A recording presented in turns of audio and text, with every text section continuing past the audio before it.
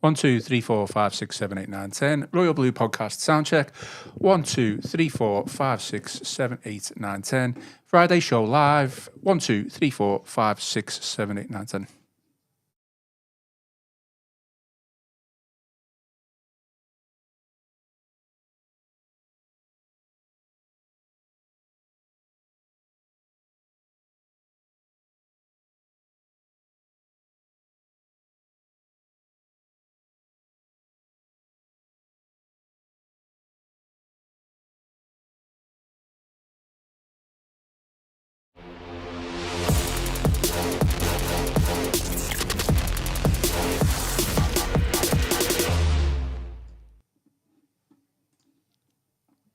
Hello and welcome to the Royal Blue Podcast. It's the Friday show. We are recording slightly later than normal. We've got David Moyes' early morning press conference to thank for that. But we are here, better late than never. We are live and I am your host, Ian Croll. Joining me in the Royal Blue studio today to talk all things Everton, we've got Joe Thomas. Joe, how are things? Yeah. Enjoying the what's left of the sun? Yeah, good, cheers. Trying your best? Yeah, absolutely. Weather's lovely, isn't it? It just makes everything seem so much better, doesn't it? It's been nice, but I think it is going to turn. I think we're just sat here both really tired at this moment in time, aren't we? I'm knackered. We've literally just come on. Before we've gone live, we've literally just been yawning, thinking we literally just can't wait to get home. But we are here to discuss all things Everton, and what has helped us today, we've literally just been saying, usually we do early morning podcast, but obviously David Moyes' press conference was 10:30 this morning, so you were obviously there at Finch Farm, and we're able to react to what David Moyes had to say. And to be fair, it was 14, 15 minutes worth of a press conference, and he did say a fair bit. So we will get into it, and obviously tomorrow's game against Nottingham Forest, we will preview that as well. As always, give the videos a thumbs up, drop us a like, and if you haven't already, please subscribe to the channel. Just a few additional plugs before we get into it. I've mentioned this on the previous two podcasts, but don't forget, you can get your hands on a special edition of the Liverpool Echo, which is dedicated solely to Goodison Park. It is a special souvenir edition.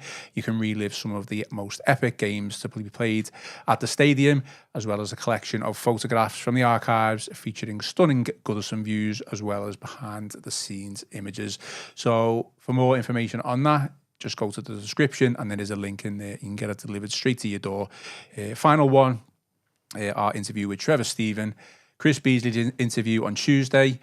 Go and give it a listen. Go and give it a watch. Fantastic stuff from Trevor. And so much so that he spoke obviously a lot about the Bayern Munich game, which were coming up to the 40-year anniversary. And it made me go back and watch that game. Not in full, but there's a full version out there on YouTube. And I think I watched it.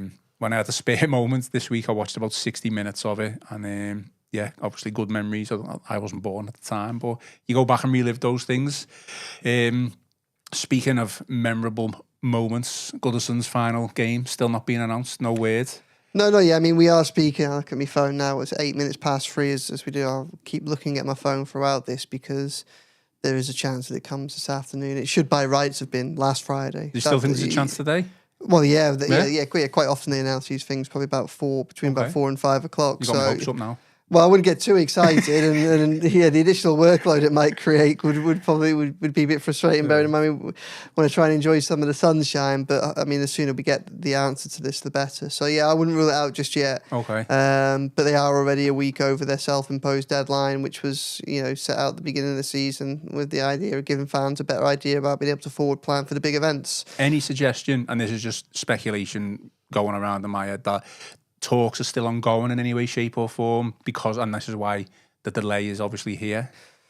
I mean, there's lots of suggestions and lots of speculation. I think the additional time that it's taken to sort this out, it's really interesting that we've seen this week so many kind of fan voices come out publicly against it. We've seen really well worded and strong letter from Everton Fan Advisory Board urging for it not to be the Monday night so that fans can make the most of the day and as many fans can get there as possible, because obviously a lot of season ticket holders and a lot of supporters who will have tickets for that games will want to travel from all over the country to be there, including Southampton fans, of course. It's a big difference for the away fans if they're coming up on a Sunday as opposed to coming up on a Monday night, and what with work and things like that. So I don't know if they're necessarily still haggling. I wonder if they got to a position where they decided on one course of action, hadn't yet announced it, and all of a sudden they're starting to think, oh, maybe this isn't the right way. Yeah. I don't really think there's that much to think about, to be honest, because look, the title race is done.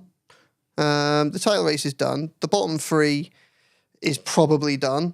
I don't really see any of those sides that are in the bottom three coming out of it now, especially after Wolves beat Ipswich the other day. So really, in terms of any kind of jeopardy that you'd want to focus on for the last day of for the penultimate weekend of the season, well, the only thing that's really going left is the battle for various European spots, isn't there? So who's going to make it into the Champions League and who's going to make it into Europe from the from mid-table. So none of those are a particularly compelling argument to take priority over a founder member of the Football League having their last ever game at one of the most historic stadiums in world football. So I guess we'll have to wait and see, but it's disappointing it hasn't come out yet. That certainly is the case. Definitely. The delay doesn't help things. I mean, obviously, you'd say the TV companies would rather it be on Monday night because they would see it maybe as Goodison under the lights, but that would be where most eyes you would expect to be watching that particular game. The only real other alternative for me is the 4:30. Seen a couple of people mention the 2 p.m, but I just think the 2 p.m. game sometimes is like on Sky is a bit of a throwaway game. There's not much reaction to it before and after. Yeah, I think it'll be a different weekend because obviously it's the FA Cup final weekend, isn't it? So we're going to see a condensed fixture list. So the Sunday's going to have a full schedule. So do you want to throw a game in get its importance right in the middle of that schedule? Maybe not. If you have it at the end, maybe. I think a lot of it also depends on really kind of it's probably a difference in terms of whether you think you'll be going or not. Because as someone who's going to be fortunate enough to be there, in some respects, I wouldn't mind an early afternoon kickoff because there's more scope for more things at the end of the day. Yeah. So if you wanted to put on events after, if you wanted to kind of do things to really mark the occasion, well, if you have like a lunchtime or an early afternoon kickoff and you're finishing at 4 or 5, you've got hours and hours after that, haven't you? If you do 4:30, you've still got time after for 4:30 kickoff. And I think atmosphere-wise and 4:30 and for kind of the primacy of the TV schedules, you'd think that 4:30 would probably be a standalone game. So that would be good. I think that's what the club wants. And that was why they requested the game be the penultimate weekend of the season, not the last weekend of the season when every game's at 4 o'clock and loads of them on TV at the same time. So yeah, I mean, there's a lot of play. It feels like they're already making a mess of it, and that's a shame. Well, timestamp it. We are Friday, the 11th of April, and it is just coming up to 3:15. So we haven't heard anything by this point. Joe's going to keep an eye on his notifications to see if we get an announcement while we are live. See if Richard Masters is on the phone. If he is, maybe tell him where to go. But if you're listening to this later on and we get an announcement and we're still talking about it as speculation, then I do apologise. But I'm sure if there is an announcement today, we'll get loads of reaction to that at some point. Okay, well, let's speak about David Moyes' press conference. Yep. He gave quite a few injury updates, I guess. Two of the major ones, which you would maybe consider blows. He spoke about Jesper Lindstrom, Dominic Calvert-Lewin. Lindstrom, he's just had a hernia operation. Moyes pretty much ruled him out for the season. And Dominic Calvert-Lewin, he was a little bit vague, but he did say he's 3 weeks away. But he wasn't sure whether that would just be to full training or like first team ready. So I guess major blows. Certainly Lindstrom potentially played his last game for Everton now. Yeah, Lindstrom's a big blow. He's had a hernia operation. That was yesterday. And yeah, it looks like he's probably going to miss most of the rest of the season, if not all of it. So that's frustrating because he's another player that Moyes would probably want to have a little look at. I think I think most people listening to this would probably be of the same thinking that we might be here, where the 20-odd million pounds clause it would be to make that deal permanent from Napoli. It's hard to say that he's done enough to justify triggering that. But has he done enough? If you could maybe go back to the operating table, that's the wrong, back to negotiating table, and just have a chat with them and just see, is there a much cheaper deal that you could do? Maybe, if he'd finished the season strongly, you might look at that. You have to remember with Lindstrom as well that whilst we've seen what we've seen of him this season, he's a player that Moyes knows a lot about from before he returned to Everton in January. It followed Lindstrom a lot, and his West Ham side came up against Lindstrom's Eintracht Frankfurt side in the semi-finals of the Europa League a couple of years ago, which Frankfurt went on to win that semi-final, and win the cup. So Moyes knows a lot about Lindstrom from those days as well. So I mean, he will have a sense from what he's seen from behind the scenes as to whether or not the player that might have the player that convinced Napoli to spend big on him, whether or not he's still there, and whether or not he thinks he can unlock that. But yeah, it's an unhappy situation, that's no doubt, and it's a bit of a blow really, because obviously Everton are in a position where they've got players coming back from injuries.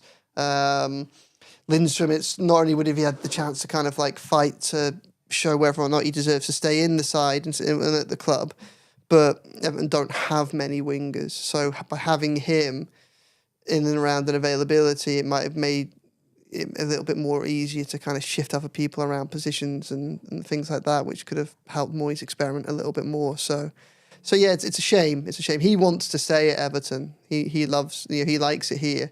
One of a number of players who likes it here, whose futures are kind of a little bit uncertain. Which I think, and a lot of those players were of that opinion even under Deitch, just in the autumn when it was very difficult. Which I think is probably a good thing about behind the scenes. Is clearly something about Everton. I mean, we all know it, but like it's clear that other players coming in, even if they're not having a particularly great run in the side, are seeing something in this club that means that they want to be part of the future. That was before takeover and keys to new stadium as well. So, behind the scenes at Finch Farm, there must be some good vibes at least, and we can all take positives from that. Yeah, without a doubt. I think he's a player who probably hasn't done enough to justify paying the money for him. But if you look at him, when he first came in, certainly from his previous experience, I know he didn't have the best under Napoli, but he obviously did under Frankfurt. He's a player who you would look at and go, he could make an impact. Now, he quite clearly hasn't done that at Everton. He hasn't scored, has he, at all? No. Assist-wise, he still hasn't, notched up a couple, and he clearly lacks confidence when he's not playing well, and that probably affects him. I did think when Moyes came in, certainly for the Tottenham game, when we played obviously really well, and he kind of played them as a right wing back, I thought Lindstrom had a fantastic game, and I thought that even in that short space of time, thought this could be like the second coming of him already. Just quite hasn't happened for him. When you look at the work that Everton did in the first few months of Moyes' return, that run of fixtures, including the wins that propelled them away from the relegation zone, the results that have made sitting here today so much easier. I think when you look at the key players in that little run, you've got Beto, who obviously got the goals during that period. You've got Idrissa Gueye, who's probably been the best player since Moyes came back. And I think you've got like Jake O'Brien, Jesper Lindstrom dynamic down the right-hand side, haven't you? I think you're right. You'd say those are all really big parts of that. Again, whether that's enough for Lindstrom to warrant spending big on Lindstrom, I think it probably isn't. But it's a notch in his favour, and it would have been interesting to see if you could have gone any further on that. So I think the difficult thing for Everton is that, and for Moyes, is there's so much that they could potentially do this summer that they've got to be careful not to overwhelm themselves. And there'll be one or two areas where I think they'll look at players and they go, in an ideal world, we might look to move on from these players. But in the short term to mid-term, we think they can maybe do a job, and offer him a deal to stay here on the right terms might allow us to solve a little bit of a problem, whether it be in the first team or more likely a squad depth problem, and allow us to then focus our attention and our money on specific spots elsewhere. I think that whatever would happen with Lindstrom and Harrison, I think that it's very clear to me, at least, that right wing is a position that Everton need to look at very, very seriously this summer. I expect them to, and I expect them to look for pace, and certainly someone with a track record of goals and assists is what they would want to do. It's something they've tried to do over recent years. We've seen them repeatedly go in for Wilfred Gnonto with Leeds. We've seen them go after Jadon Philogene in the last summer as well. It's a problem that they haven't quite solved, and they've had 2 bites of the cherry this season. And I think we probably all agree that it's a question that still needs answering. I wouldn't be surprised if Lindstrom ends up back in the Premier League in some capacity. Do you reckon? I don't know. You just see that if a player who's got a taste for the Premier League, even though it may have not have worked out, there's always a rival club certainly looking at other teams' players, and there's no question. I think he's definitely a player that at some point in the next say Everton don't sign him, at some point in the next 4 or 5 years, he will have a good year somewhere, and we'll glance across and go, that's the player that could we have had that player at Everton. We've had a season of it and we've not seen it yet, but he's a nice lad and he cares and he really likes the club. But I think, and I wrote a piece on this earlier on in the week, that I think that Moyes is prepared where necessary to be quite ruthless in terms of his assessment of players. And one of the things that I wrote in that piece was how obviously Moyes has seen firsthand what's gone on at the club since he came here in January. But he isn't, when he's reached his conclusions on players and their futures, he's not going to overlook the past. He is as aware as anybody that Everton had a very, very poor first half of the season. And I think that he will be looking at which players under-delivered in that period and why they might have done, and that will colour his decisions. Just touch on Dominic Calvert-Lewin slightly. He's obviously injured, and Moyes, as mentioned at the start of the podcast, he's 3 weeks away. We're just unsure whether that means first team action or just back in training. Interestingly, in the past, when Calvert-Lewin's been injured, Everton have always been thrust into an injury striker crisis. Not now. We've got 3 options, I guess. You could play, start, come off on the bench. I guess that is testament really to, obviously I know Beto's missed a couple of chances, but to Beto's form over the past couple of weeks and months, and the fact that we've got options now in Breuer and Schmidt. But just focusing on Calvert-Lewin, so that he's been linked again with Newcastle. Yeah. Has he played his last game for the club? I don't think... it's touch and go. I think that... I wrote last week that he was 4 weeks away. So, obviously that story's been backed up today by Moyes saying that he's 3 weeks away. So... and I think whilst he might be a little bit longer from full fitness, if you look at what Moyes has done with Ndiaye and McNeil, McNeil's still not. He came out today and said McNeil's not fit enough to necessarily start. I don't think tomorrow. He is kind of happy to give players 10, 15 minutes at the end of games. If then to help them build that final tranche of fitness. So I think we may end up. I think there's a chance that we end up in a situation where Calvert-Lewin ends up in that position for the final month of the season. There's always a danger of setbacks, and we know that Calvert-Lewin has been plagued by injuries in recent years. But I would still say that I wouldn't. I think he'll put on an Everton shirt again, providing there's no more setbacks. Obviously, the summer's a different matter. Newcastle are back interested again. We know that those talks got relatively advanced last summer, so it'll be interesting. I mean, Newcastle may well be able to do they will almost certainly be able to do what they couldn't do last summer, and that's also offer European football. So, excuse me, you would think that Calvert-Lewin's options have shortened this season because he's had another big injury, and when he's been fit, he went through, although it wasn't all his fault, long periods without scoring goals. But if someone like Newcastle's back interested in him, then he might see that as a big show of faith, and we'll have to wait and see. Yeah, I mean, interesting, I guess, that Newcastle are back in for him. You would think that from their point of view, they would like to keep hold of Isak, and that being the case, the way they play, Calvert-Lewin plays second fiddle. Oh yeah, I don't think that they would be looking at Calvert-Lewin as a first choice. I don't really think anyone could be doing that with his injury record. I think from a Newcastle perspective, it's a case of their backup to Alexander Isak's Callum Wilson, and Callum Wilson's got more injury, is older and has had more injury problems than Calvert-Lewin. So no, exactly. With Calvert-Lewin being available on a free.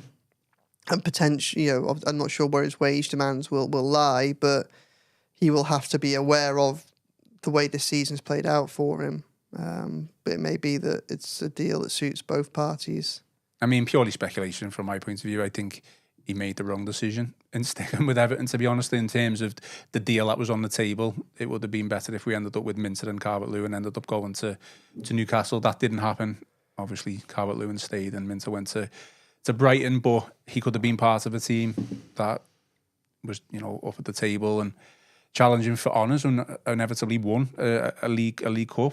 And now his Everton career, for me, is probably just going to filter out with yet another injury, which is a shame because I personally like Calvert-Lewin. I think he takes a lot of unfair criticism. If you look at what Everton paid for him all those years ago, I know he's only scored X amount of goals in so many years and games, and it's probably not been what we've wanted. But we didn't pay that much for him, really, in the grand scheme of things. You look at his highlights reel. You had that goal against Palace, where the 3-2 win. You had the header in the derby. There are obviously there's a great season under Ancelotti. But I mean, even during the very difficult periods of the last few years, when he has popped up, he's popped up with big goals.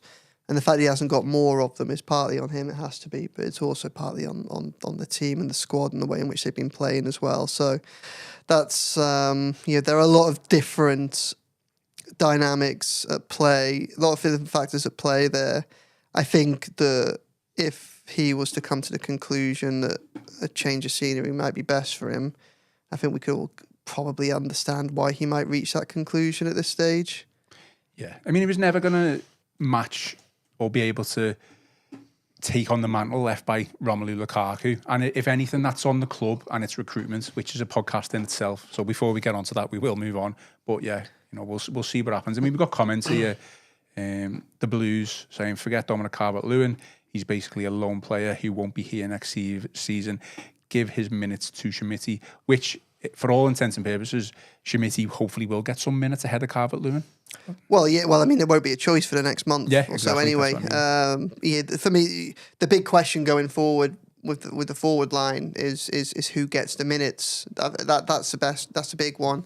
I think with Beto, you would think that Moyes has probably Moyes has seen a lot of Beto, and he's seen that Beto and form can. Well, even when Beto's not scoring goals, like we saw at Anfield the other day, he can cause a lot of problems for very established defences. He's given Virgil van Dijk a torrid time across 2 games this year already, and Konate should have been sent off for the second yellow when he pulled down Beto at Anfield last season as well. I think we've seen the best and worst of Beto, but I guess the worst of Beto is still a Beto that's had lots of chances, and we've seen from the first half of this season that this Everton side creating chances isn't actually something that we can take for granted. So Moyes has got to kind of work out whether the Beto that he's most likely to see is the Beto that goes on a run, scores 5 or 6 in 4 or 5 games, and that can catapult you up the table, or if it's the guy that still creates chances but then misses a lot of them, as we've seen in recent weeks. It's really tough. But whatever his conclusion is, I think he's probably seen enough to know where he stands on him now. The 2 question marks, I think, are Breuer and Schmidt. Mm-hmm. Now again, Breuer, it would be very. I mean, the £30 million that it would take to make him a permanent sign for the summer, well, we've not seen anywhere near enough to trigger that. Of course we haven't. The question, I think, for Moyes is whether or not there's potentially a good enough player in there that can stay fit enough to be an asset to Everton next season, because there might be the opportunity to go back to Chelsea and say, would you accept a much smaller fee because of the injury problems he's having, or would you allow him to go out on loan again? Again, if Everton can kind of build up their squad with squad players that they already know about, and that Moyes already seen something that he's confident that he likes in them, then that takes them several steps forward towards in the big rebuild they got to the summer. And again, like I said earlier, they can concentrate more on other priority areas, can't they? They'll have less to do. So the question is, does Moyes give him a chance to prove that, or has he already seen enough to know that actually probably can't do that? I think it's tough, because one thing that Moyes really doesn't want next season is he doesn't want Everton to be a side that constantly has lots of players on the injury table. Like, he doesn't want to become a medical ward. And when you look at so many of the contract decisions they've got to make, well, I mean, one of them is going to be Seamus Coleman. Now, Seamus Coleman will get the opportunity to stay at Everton, and I think he's probably the one person that the decision kind of overrides what his body can do. They know the value of having him in and around the club in whatever capacity. So I think that will be a conversation that takes place between player and club, and they come to a conclusion based on both input. But when you look at the likes of Calvert-Lewin, when you look at the likes of Breuer, then at some point you almost have to say, will their bodies allow them to become the player that we think that they can be? And I guess a big chunk of that is in Calvert-Lewin's terms, how eager he is to stay at Everton and what his wage contract demands would be. And with Breuer, it's what would Chelsea be willing to do for any deal in the summer. So for Moyes, it's a case of, does he think there's a player that might be of use to him in the future?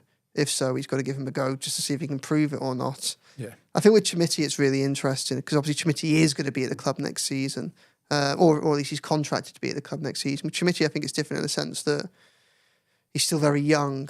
He's still a young striker who hasn't really played senior football. And again, he's another player that's had injuries. Obviously, he's been out for most of the season. I think we've seen glimpses of a player there. He looks like an intelligent footballer, which is promising. The question with Chimiti is going to be, do you have him in and around the squad next season, or can you create a big enough squad to allow him to go out on loan? I don't know. Maybe watch him in a European league for a season, get his minutes, and carry on monitoring his development. It will be no good to anybody, Chimiti being a third or fourth choice striker next season, I don't think. Just on Breuer, I do think you're right in the sense that Moyes obviously clearly hasn't seen enough, and I think that's one of the reasons why he came on for Beto against Arsenal. So I wouldn't be surprised if, obviously there's still games and minutes to play for. Wouldn't be surprised if he gets more minutes, providing he stays fit. I mean, I think another loan, you would look at it and probably say no. And you certainly wouldn't pay the fee that you've just suggested. Another loan, I wouldn't be against it as such. Obviously, it would have to be probably on more favourable terms. For instance, if he was to get injured long term again, then maybe can we send him back without having to pay the £2.5 million fee, whatever it was, whatever, something along those lines. So it's a case of keeping someone who you know is a good player, but it's a huge risk because of an injury. But you're having to go out and then find someone. I mean, he might not even want to come back. That's another part of it as well, I guess. I mean, Chelsea, you would expect still to be looking to offload them because they've got so many attacking players. Yeah. So it doesn't look like he's a part of Chelsea's future. So it's a shame because there's clearly a real talent in there. When he burst on the scene on loan at Southampton a couple of years ago, Exactly. And it was it was Frank Lampard who gave him his senior debut, and Frank Lampard wanted to bring him to Everton.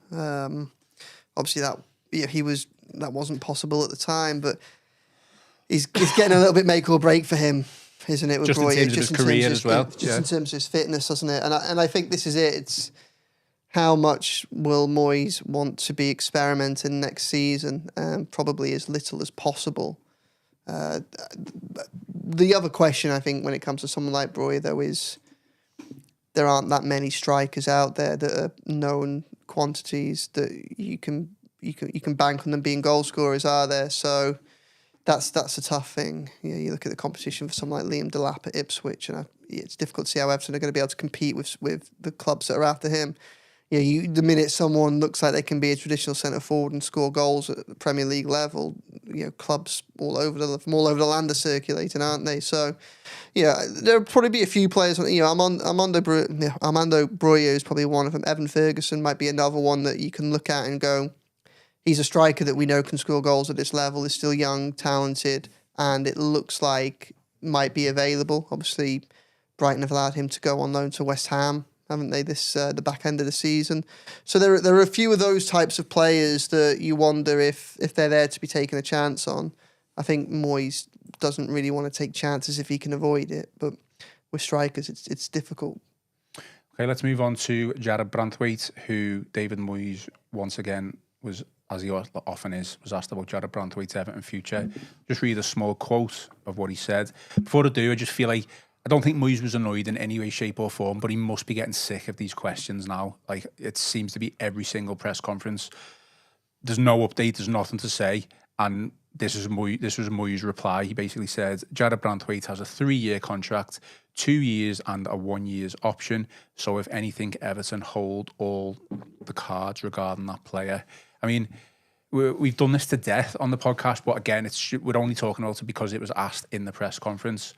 It must be draining, just getting asked the same question over and over again. Yeah, I mean, I think we're coming to get to a point at that time of the season where he probably starts to expect it. And with Branthwaite, it's a little bit different because the reality of Everton's situation is that they don't have that many players on their permanent books that you think other clubs are going to covet.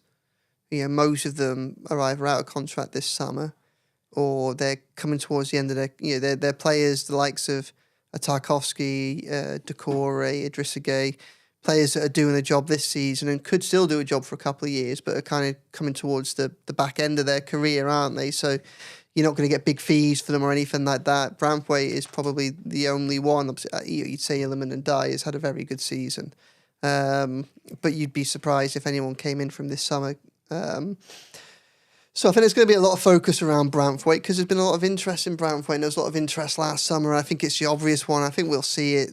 We'll see it at the beginning of this summer. We'll see a lot of outlets going for that as a transfer line because they'll think it's one they can get mileage with, and it may well be the case. Look, Everton do hold the cards from a technical perspective. They've got that the contract. He is on their books. He is a sensible and mature player. Has good people advising him. And he's someone that's grateful for the opportunities that Everton have given him. But I do think that, and I'm kind of writing a piece on that will include some of this for tomorrow morning, just that I think that Everton will be pragmatic on this. I think that the Freaking Group and Moyes are probably quite aligned in the idea of they want to build a sustainable Everton going forward. And whilst they would love for Jarrad Branthwaite to be the equivalent of Moyes' Declan Rice at West Ham, that kind of talismanic young English talent that grows with the team as the team grows up the table, I think there's an awareness that there'll be some serious interest, and if serious bids materialise for him, I think they'll have to listen to them. That doesn't necessarily mean they'll have to take them. Look, Everton from July the 1st will be in a much stronger financial position. They've got new ownership, so they've got the financial resources now. They've got new stability. They're not having to potentially sell players to do things like keep the lights on. It still gets mentioned. There is a bit of a PSR question over this financial year, so up to June the 30th. There isn't much wriggle room in where the club is and have been. So, you get the impression that there might not be a huge deficit to kind of wipe out. Like, I think Everton will be able to solve whatever the problem is, if there is a problem. But there is still a little bit of a tension on this, and I do therefore think that Branthwaite in that regard might be a sledgehammer to crack a nut, but there aren't many players that would probably attract serious interest and serious money or any money in Everton's ranks. Certainly early on in the transfer window, if somebody came in with a genuinely big offer, then I think Everton will probably have a look at it and see what they come and see what they think, and the player may well as well. And it might be that having managed to fend off Man United quite easily last summer, who knows? This summer it might be a deal that can suit everybody. Look, Moyes knows that Everton are stronger with Branthwaite at the centre of it, and I think in an ideal world, you want him as a future captain leading Everton out of that new stadium. But I think they also know that this isn't an ideal world, and there will be some pain taken with the steps to kind of go forward. And then someone like Jake O'Brien, I tell you, this is a very, very long answer. I tell you what will be really interesting between now and the end of the season will be if we see Jake O'Brien play left centre back. What, before the end of the season? Before the end of the season. If we see him moved, because I think we are moving into a period where Moyes is going to be more comfortable experimenting. And it's a big experiment that if he does that.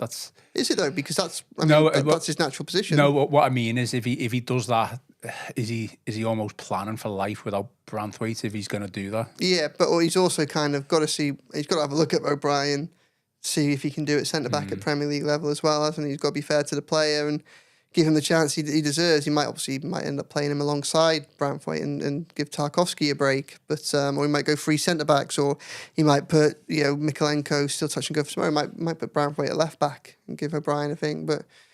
You do think that Everton are in a stronger place to recover from the loss of a talent as big as Branthwaite this summer than they certainly were last season. Yeah. And you almost think that, I kind of think with a lot of players, like if there's any serious questions over their future and where they're going to be, you almost feel like now's the summer just to wipe the slate clean and just completely build fresh. Do you know what? So it's an interesting take. I think we've been through it as journalists, as fans, so many times. Huge names, big players that have come through our ranks to an extent and left for big fees. It's disappointing, but we're just used to it. We're kind of numb to it. I think last season, when United came in with those disrespectful and derogatory offers, I think that, we doubled down, didn't we, as a club, as a fan base, and we felt if Branthwaite was to leave, it might have been catastrophic to an extent.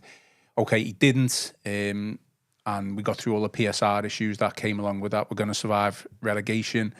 I think this season, if he does go, it's obviously going to have to be with a big offer. I think now that we've got people, hopefully, who are going to be recruiting, I would be a bit more comfortable in that respect if Branthwaite was to go and Moyes was in charge and, the backroom staff of the recruitment team. And the fact that, again, as you mentioned, we've got O'Brien. So don't get me wrong, if Branthwaite comes out over the next couple of weeks, month or so, he signed a new 5-year contract, I think I'll be delighted. I'll be absolutely made up. But if he wasn't, and it was to be the opposite, and he was to go to a United, I don't even know why you would want to go to United anyway, but if he was to go to like a City or an Arsenal, I wouldn't be too disappointed. So that would be my stance on it, really. Either way, I think I'd be content. Yeah, I think there's a potentially, we don't want to lose him. Of course not. And the contract one's an interesting one, because I think one of the two things has got to happen, really. Moyes is there saying Everton hold the cards. I do think that they need to do one or two, not need to do one of the things, but if Everton keep him, that will probably mean rejecting more serious bids. Yeah. And I think if they were to do that, I think they probably have to go back to the table and offer him a new contract. Because the contract that they gave, that he's currently on, whilst obviously it does keep him at the club for the next, for the foreseeable future, it was a contract that was signed, October last year, after he'd just broken into the first team. So, the wages, and since then, they've turned down, £50-odd million plus for him. So, in some ways, you can't have your cake and eat it. You can't say, you're worth more than £50 million, but we're going to pay you the wages of a player that's just broken out from the academy into the first team. No, you're spot on. So one of those things has got to happen. So, I want to try and almost be in a situation where you can say that Everton can't lose on this, because they either get an absolute ton of money, which helps with the rebuild, helps maybe get over the last bit of PSR ?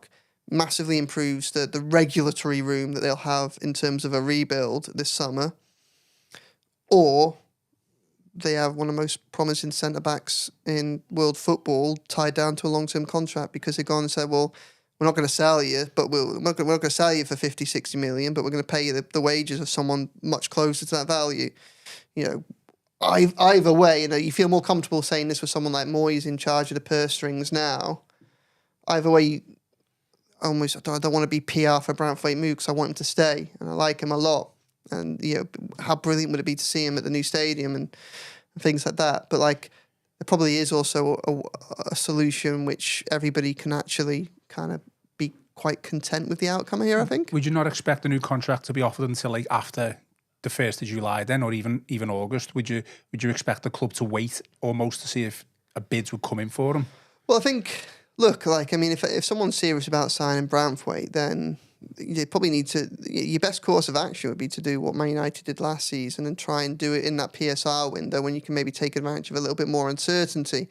Man United were a little bit foolish with the way that they did it, but if they'd have done it more sensibly with, it's just really, I wrote this in my Man United match report of the 2-2 draw, and they turned up with centre-backs that they spent more than £200 million on, and the best centre-back on the pitch was £1 million signing from Carlisle that they'd refused to pay an extra few more £1 million for, but then went and spent big money on Lenny Yoro and Matthijs de Ligt.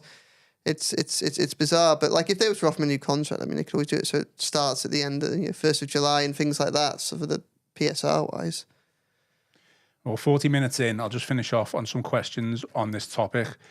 Or, well, not really a question, this one, but the YouTube channel, Magical Fluid Process, says... It's a great name, isn't it? Yeah, Branthwaite has not set the world alight this season. Yeah, look, I think he's had a good season. Has he been as good as last season? Probably not. Again, he was injured for the first few months of the season, wasn't he? And some of it's coming back into that.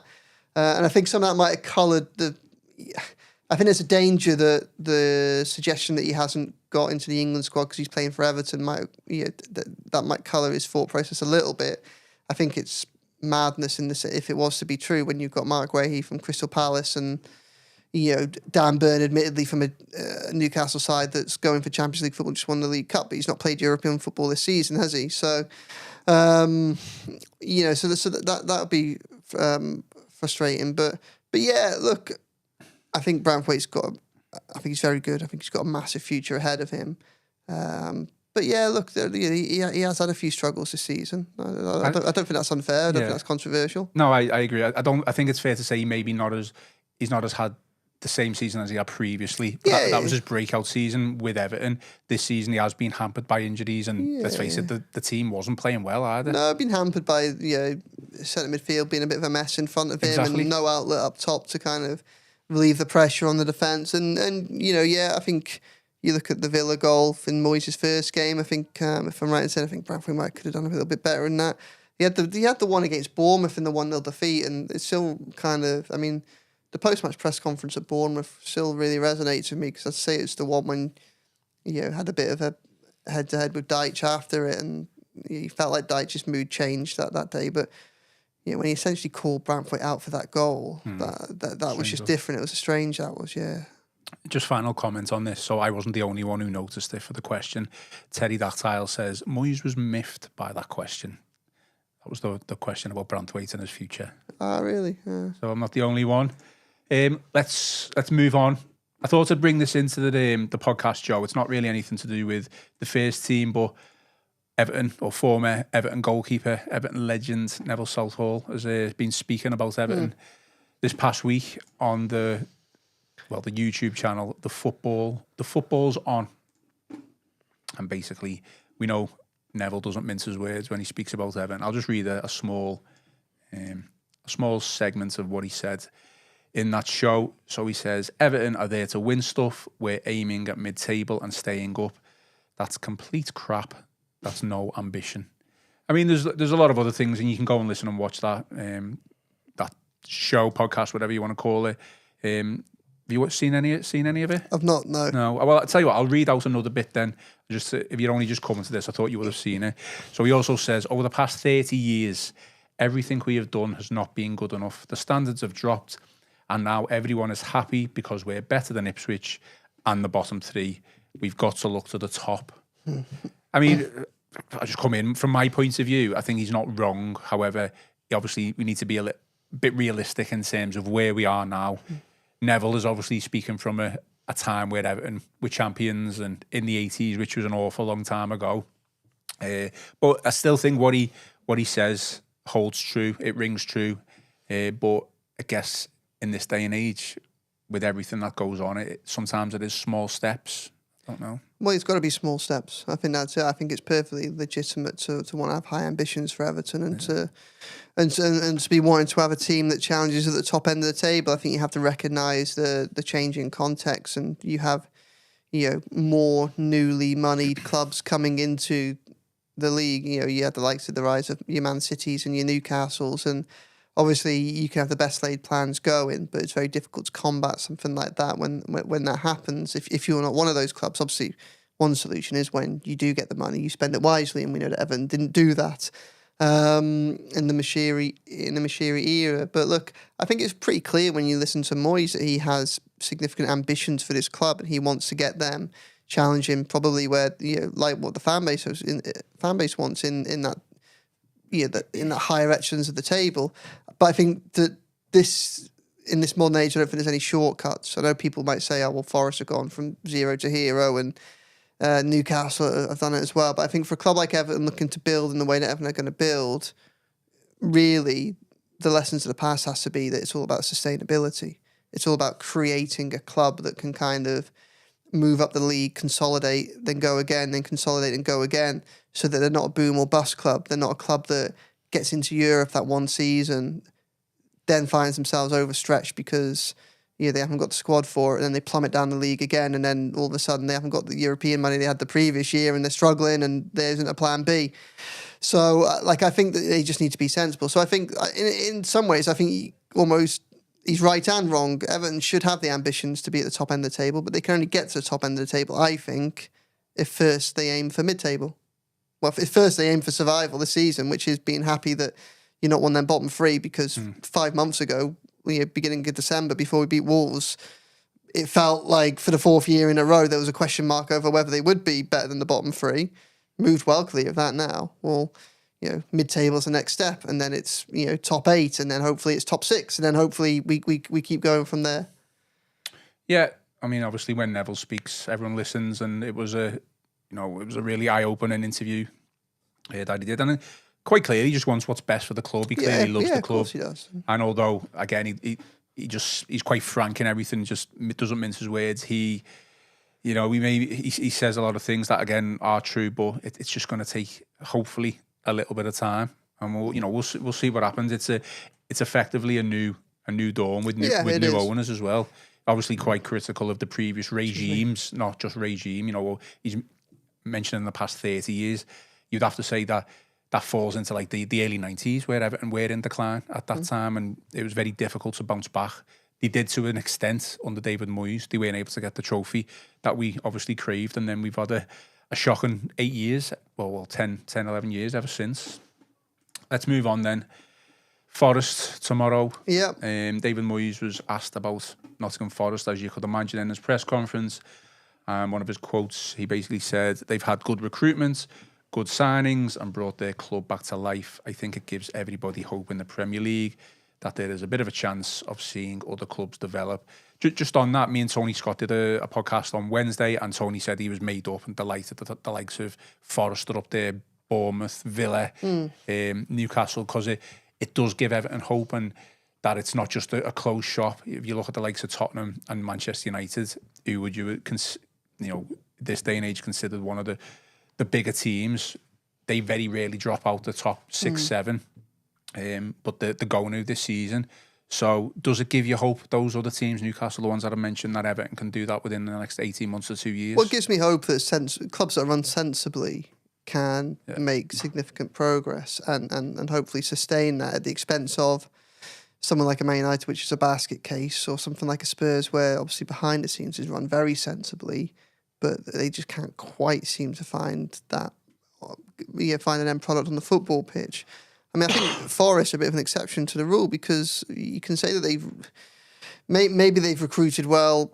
To me personally, it's not that they've recruited particularly well, it's that they signed everybody that they could, and they breached the rules in doing so. And what's left at the end of that is from the massive splurge of money and players that they brought in, they've now managed to whittle it down to a core of the best players that work together the best, probably a little bit similar to what Chelsea are doing now.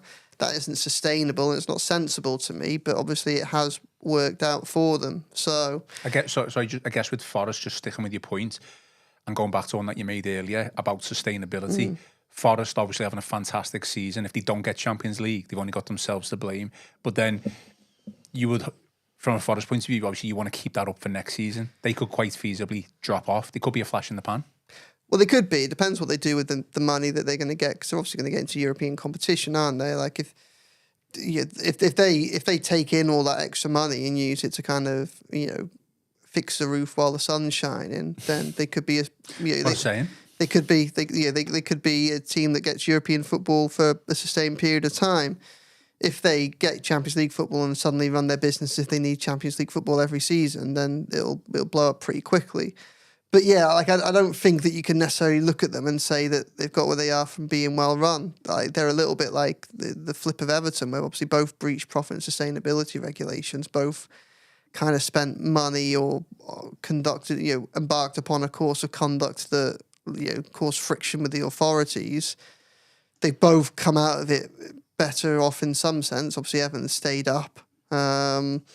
and Forest have ended up with the shell of a side that's now taken them into a really good shot at the top four. So, like, if anything, it shows that every now and then, like, you can kind of ride roughshod over the rules and sometimes, end up better off. So, I mean, really, if go back to, I don't want to kind of reopen old wounds, but how on earth they didn't end up with a more significant penalty than Everton did still is absolutely baffling for me, particularly given the fact that you have a Premier League which essentially says that certainly for Everton's first breach, it wasn't something they kind of knowingly did on purpose. It was almost a bit of an accidental breach when it was pretty clear with Forest they had a much better understanding of the regulations. Obviously, they didn't sell Brennan Johnson. They held on to try and make as much money as possible, but that took them over a deadline. And of course, their breach was far bigger than Everton's. So, throw that in with the way they behaved after it was 21st of April, which is 10 days. In 10 days, it'll be a year's time since Everton got that big 2-0 win over Forest. And they had that mad outburst on the final whistle. Remember that after the penalties? Yeah. I'm not sure. When I look at how they've gone about it, like fair play, we would absolutely love for Everton to be in their situation, but I'm not sure how much of a model it is that I necessarily want Everton to follow in comparison to some of the other clubs that are kind of up and around there. No, I mean, Forest broke the rules and they've accepted that, but it obviously has benefited them. Interestingly enough, Moyes actually mentioned this in his press conference today, because there's a lot of talk in our comments here about can Everton do a Forest, basically what Forest have done this season, can we do that next season? And Moyes, I don't think he was directly asked, but it came up about like when he first joined West Ham, which was 2019-20, they were fighting relegation and they ended up finishing 16th.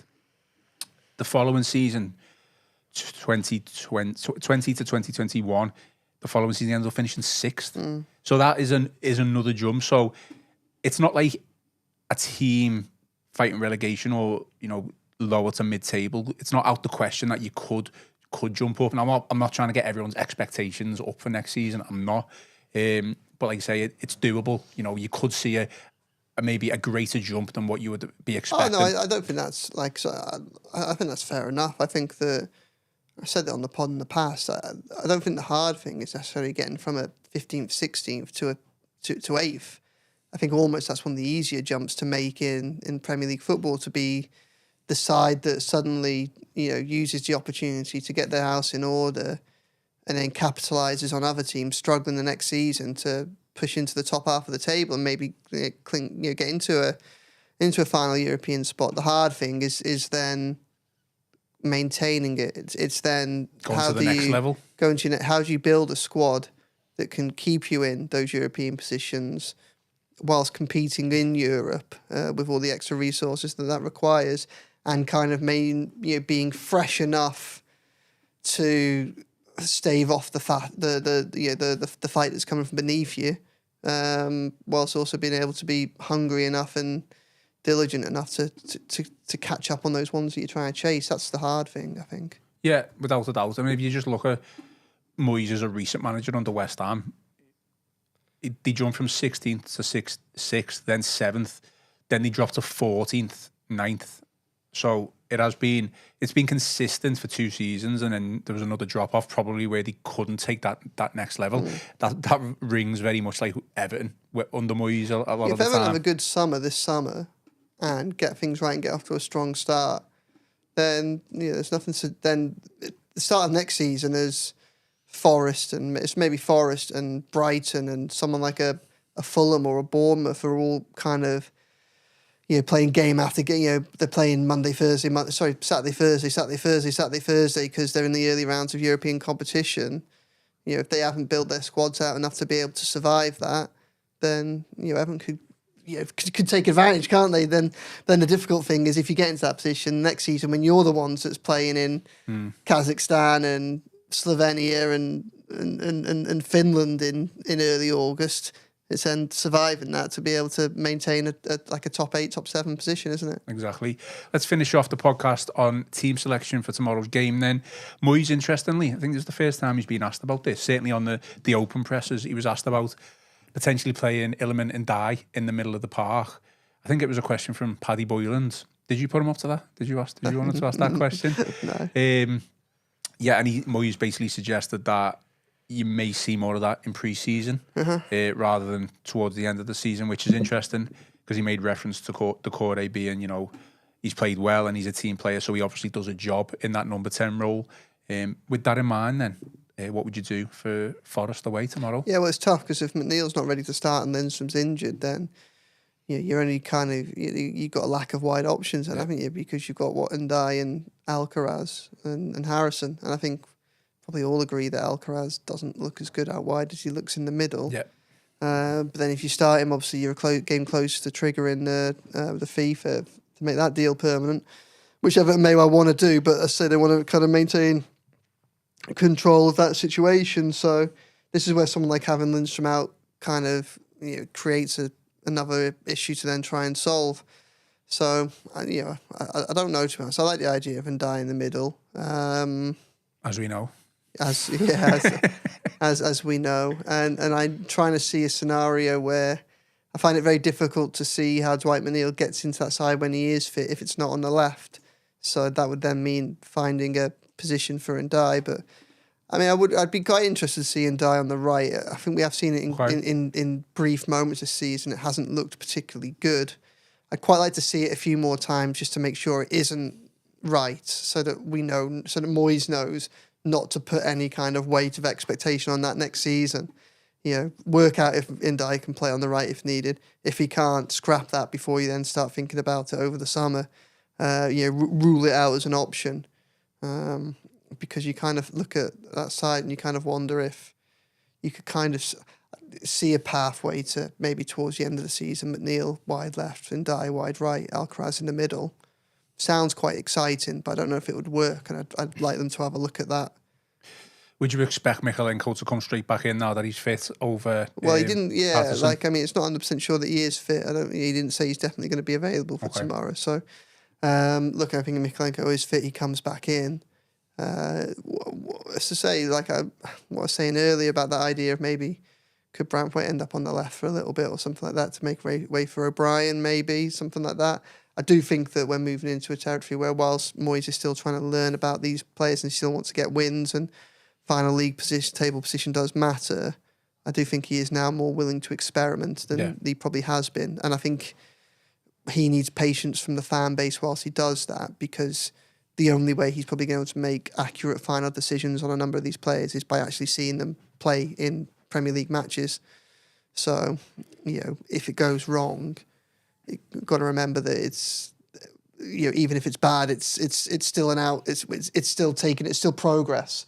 If things go wrong, it's still an out, one step closer to knowing what to do with certain players in certain positions over the summer. And just to finish off team selection, would you keep Beto in then, or would you give the minutes to Schmidt or Breuer? It's like we've come full circle here. I did like. I like. I've actually done a script. No, fair play. I think I probably like to see one of Breuer or Chimiti. I think now. I think so. I feel like we know what Beto's about, and it's is he the Beto of scoring 4 or 5 in 5 games, or is he the Beto of missing the chances that he's recently missed? I'm not entirely sure, but Moyes needs to come to a conclusion on that. But I think I'd probably maybe start Breuer tomorrow, just to have a look at him and just see what there is. And hopefully he stays fit. Wow. Well, if he doesn't, then don't you? So predictions we'll finish off with then. One each. Do you know what? I watched Forest against Villa and I thought they were tremendous. Even though they got beat, I thought the second half they absolutely pummeled Aston Villa and should have won the game. So they are a very good team. You can see why they're up there. They obviously like to play the counter-attacking football. I just think our away performances, the way we set up, would stifle Forest in that sense a little bit. So I'm going to go for a really, really optimistic 1-0 win. Oh, yeah. And it would be fantastic if we could come away with 4 points from the last 3, having played first, second and third. That would kind of be a yes. You know what I mean? Everton are still up there. absolutely. Maybe not in the league, but just in my head anyway. Any final thoughts before we do go? You and Chris are going to be at the City Ground tomorrow. That's it. So, yeah. And we will be back with another podcast on Monday. I'm not entirely sure of the time, but Joe's off for a week. Yeah. Swanning it away? No? No? Okay. Well, that is all for today's show. Please remember to give us a like, subscribe to the channel, drop us some 5-star reviews on Apple and Spotify. Most importantly, enjoy the rest of your day. Enjoy the rest of your week. I've been Ian Croll, joined by Joe Thomas, and this has been the Royal Blue Podcast.